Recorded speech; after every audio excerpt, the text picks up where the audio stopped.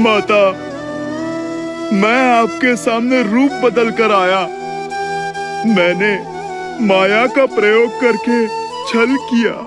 मैया, आप मुझे क्षमा कीजिए, पर आपका दर्शन करना, आपसे भेंट करने का सौभाग्य छोड़ नहीं सका ये हनुमान माता।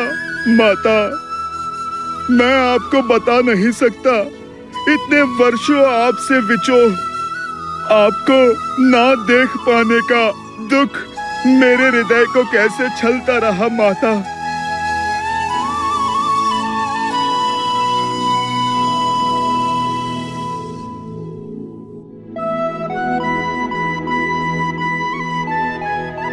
बस पुत्र, संभालो स्वयं को।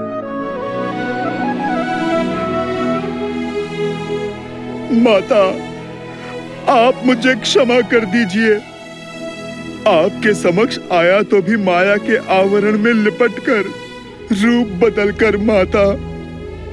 नहीं पुत्र, क्षमा मत मांगो। बताओ, कैसे हो तुम? कैसी है मेरी अयोध्या, मेरे श्री राम? माता के बिना भला ये संतान कैसी होगी? महारानी के ममतामय आंचल के बिना प्रजा भला कैसी होगी? हृदय में बिरहा की पीड़ा लिए प्रभु श्री राम कैसे होगे मैया? महलों में जन्मी, महलों में ब्याही, महलों को छोड़कर इन वनों में रह रही मेरी मैया पहले मुझसे मेरी कुशल चीन पूछ रही है।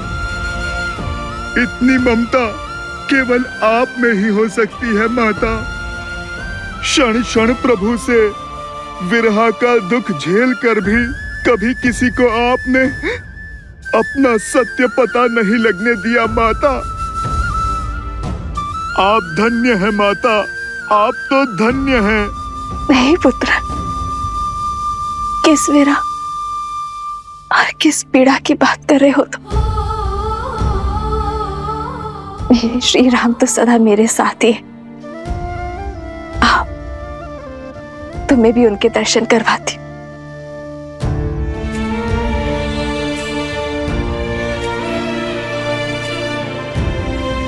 ये रहे तुम्हारे प्रभु।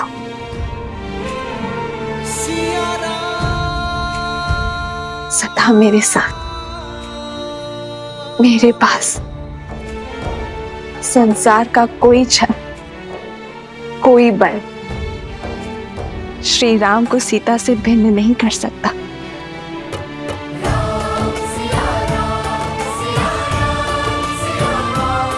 जय सिया राम।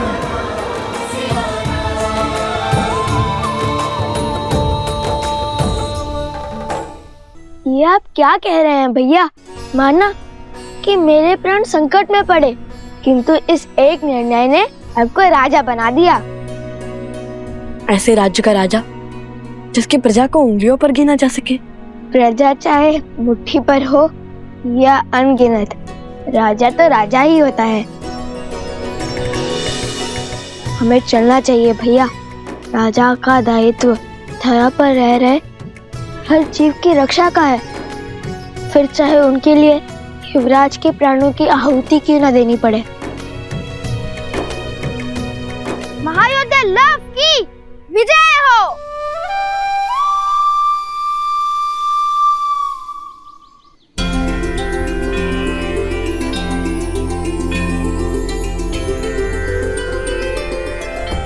मैं वचन देता हूँ ऋषिवर, मेरे भ्राता लव उस धारा के हर अधर्मी का संहार करेंगे। प्रण पूर्ति का आशीर्वाद दीजिए। लोभना मृतकों का नगर है, वहां कोई भी जीवित नहीं मिलेगा तुम्हें।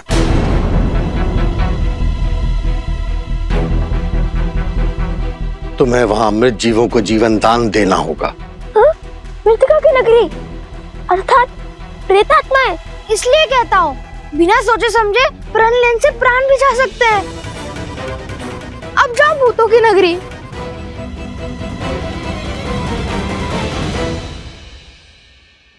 माता कहती है कि ऋषि मुनियों के हर आदेश में कोई ना कोई कारण अवश्य होता है जो ना हम सोच सकते हैं और ना ही समझ सकते हैं। जैसे ऋषि विश्वामित्र श्री राम को लेकर गए थे ताड़का के वध के लिए, किंतु लौटे श्री राम और माता सीता को एक करके, वैसे ही यदि आपने हमारे लिए ये पद चुना है तो उसके पीछे अवश्य ही कोई उद्देश्य होगा। हमें सफलता का आशीर्वाद दीजिए ऋषिवर। विजयी भव।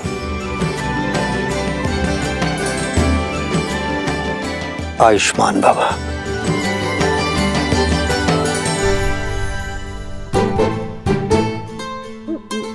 अरे सोमकन, बैठ क्यों गए? मैं यही रहकर ऋषिवर की सेवा करूंगा भ्राता लव। नहीं, मैं नहीं आऊंगा। मैं ऋषिवर की सेवा करूंगा। नहीं जाना मुझे। नहीं नहीं नहीं नहीं नहीं, मुझे यहाँ रहकर संतों की सेवा करनी है। ये घटना ने कैसा मोड़ ले लिया। जब लव कुश लक्ष्मण जी और उनकी सेना के समक्ष आने वाले थे, तब ऋषि अगस्त्य ने भेज क्यों दिया? क्योंकि नियति हमारी इच्छा से नहीं, अपने नियत समय से चलती है प्रिय गणेश। युग चाहे जो भी हो, महर्षियों और मुनियों ने नियति के निर्णय को गति देने का कार्य सदैव किया है। जैसे वर्षों पूर्व ऋषि अगस्त्य ने श्री राम और लक्ष्मण की जीवन यात्रा को आकार देने का कार्य किया था। किंतु लवकुश के इस उद्देश्य में इस अवरोध का क्या कारण है महादेव? क्या उन्हें और सज्ज होने की आवश्यकता है? रघुवंश का भविष्य बनने के लिए, अयोध्या का कल बनने के लिए, श्री राम के पुत्र लव और कुश बनने के लिए अभी इन दोनों को जीवन के और कई युद्ध लड़ना शेष है। और लक्ष्मण का क्या? वो तो प्रसेनी गांव पहुंचने वाले हैं। क्या वो शत्रुघ्न को खोज पाएंगे?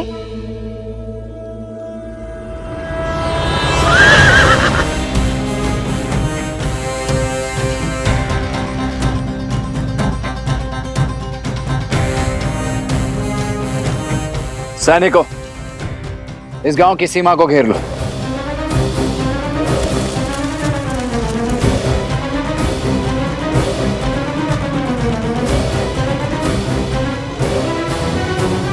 कौशल की भूमि पर अयोध्या के ध्वज के स्थान पर यह चिन्ह लगाने का दुस्साहस किसने किया है?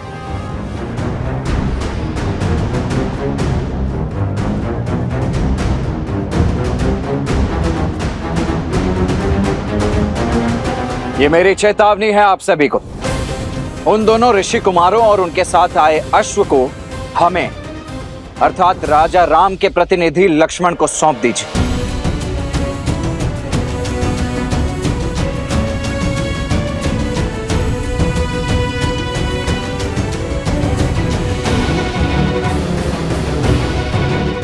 समझ गया। विरोध की आंधी विवेक को उड़ा ले गई।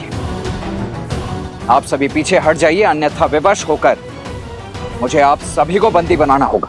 हमारे मन में राजा राम के लिए श्रद्धा भी है और सम्मान भी, किंतु हम लव को अपना राजा और उनके भ्राता कुश को अपना युवराज मान चुके हैं। इसलिए अब आपको हमारे गांव के भीतर आने के लिए उनकी आज्ञा लेनी ही होगी। ये कौशल राज्य है और यहाँ के केवल एक ही राजा है, कौशल नरेश, अयोध्यापति श्री राम। किंतु ये समय आप सभी की आंखों पर बंधी भ्रम की पट्टी खोलने का नहीं है। वक्त पीछे हटाइए।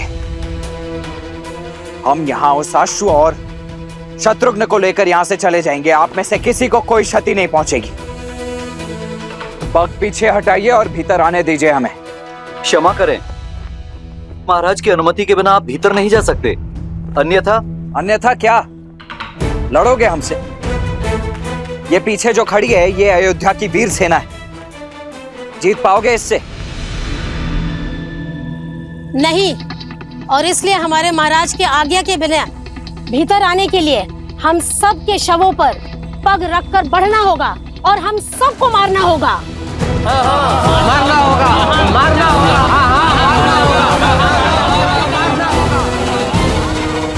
आइए रंगिए अपनी तलवार को हम निर्दोषों के रक्त से।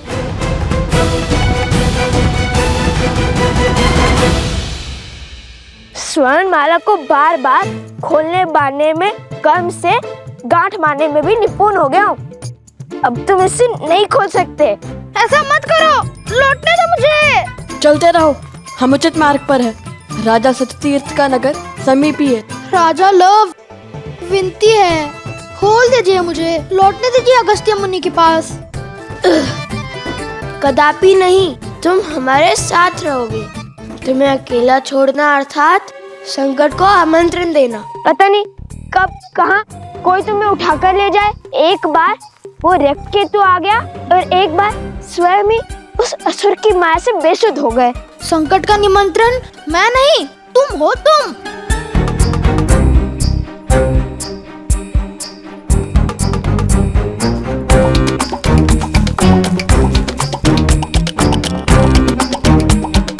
रुक जाता तो अगस्त्य ऋषि से तनिक ज्ञान ही ले लेता। वो एक ग्रास में पूरा का पूरा वो तभी असुर खा गए थे। आता समुद्र को पीकर बंजर कर दिया था उन्होंने। ना कुछ सीख जाता उनसे। क्यों, जल पीना नहीं आता क्या? अच्छा, तो आलू का पूरी क्यों नहीं लेकर गए मुझे? ले जा रहे हो तो वो भी वहाँ जहाँ प्रेतों का ढेर है। मेरे पास तो स्वर्ण कमल की माला भी नहीं कि मैं अदृश्य हो सकूं। आलोकपुरी के मार्ग में हमने तुम्हें नहीं छोड़ा था, तुम स्वयं पीछे रह गए थे। इतना खाते क्यों कि भाग ही ना सको?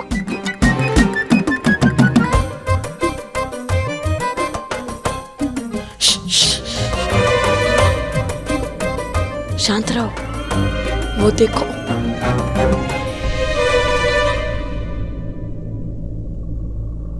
देखो, कहा था ना तुम संकट में ले जाओगे मुझे। नहीं नहीं नहीं, कुछ जाने दो मुझे, मैं नहीं आऊंगा। देखो, तुम तो योद्धा हो, मैं तो साधारण सा बालक हूँ ना। देखो देखो, छोड़ दो मुझे, भाग सकता हूँ, लड़ नहीं सकता। चलो चलो। नहीं, कुछ नहीं होगा, कुछ नहीं होगा तुम्हें।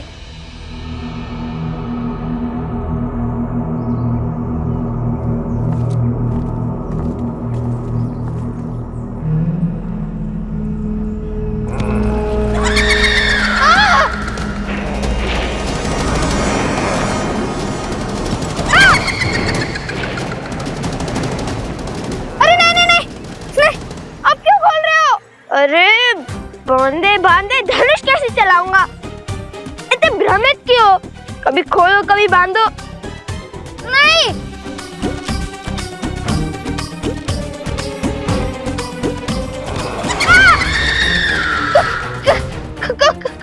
जो भयभीत होते हैं उन्हें प्रेत सबसे पहले प्रहार करते हैं।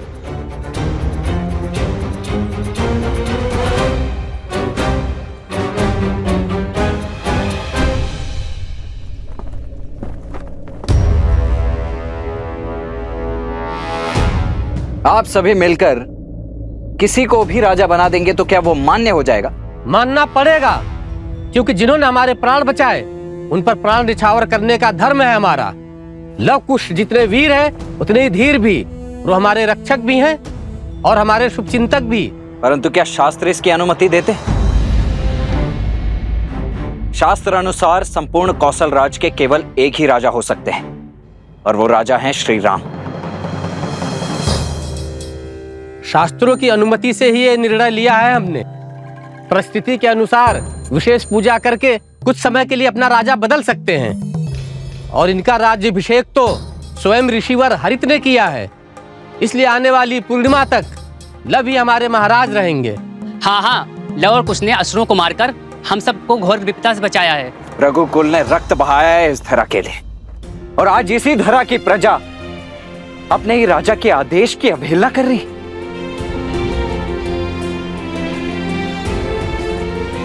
क्या लवकुश के कुल का भी भान है आप सभी को?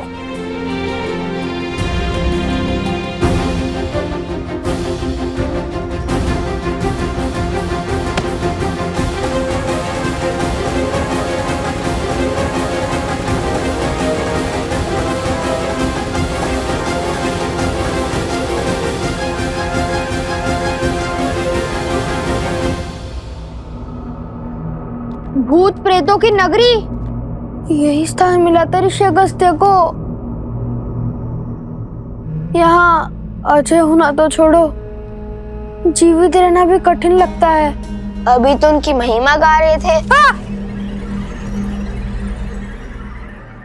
आओ आगे बढ़ो।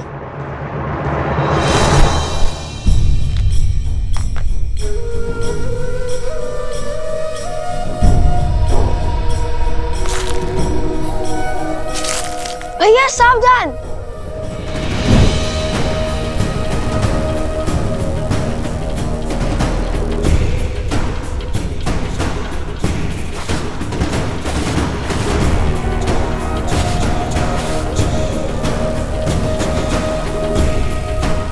ये तो स्वर्ण है।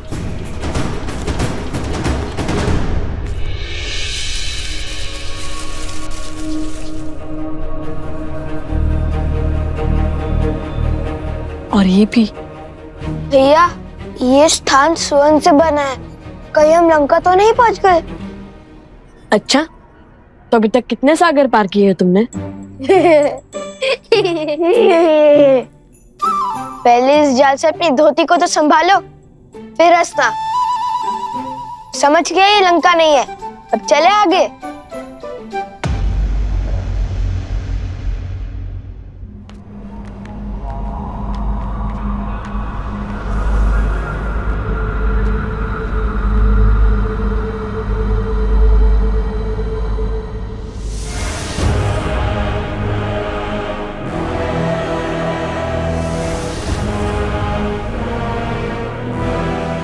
यहाँ तो सन्नाटा है, जीवन का कोई चिन्ह नहीं है, हर ओर धूल है। झील का जल कैसे काला पड़ गया है।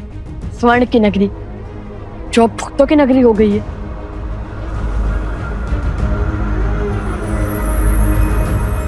यह अवश्य ही सतीर्थ का महल होगा।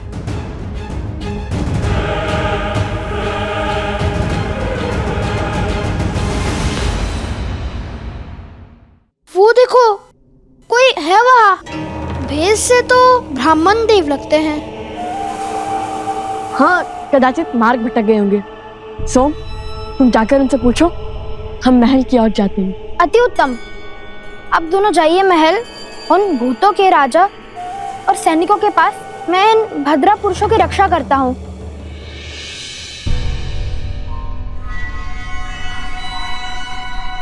मैं तो बच गया।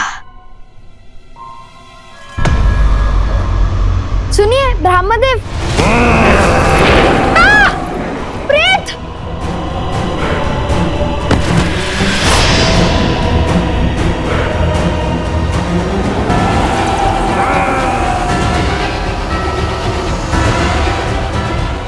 सोम,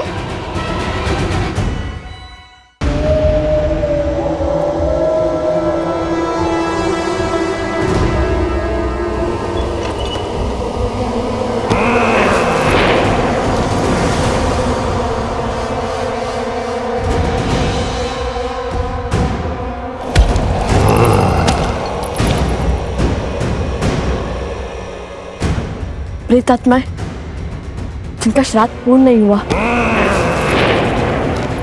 कैसे पता भैया? उनकी शिखाओं को देखो,